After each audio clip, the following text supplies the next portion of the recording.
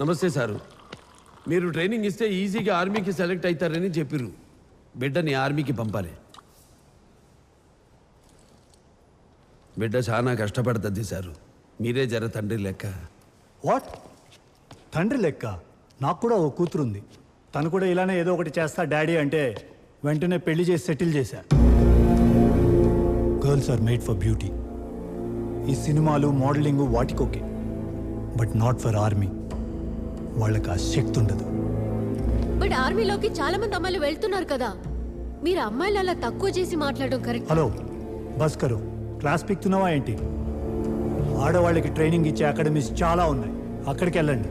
As I told, ఆడవాళ్ళకి శక్తి ఉండదు. Get out.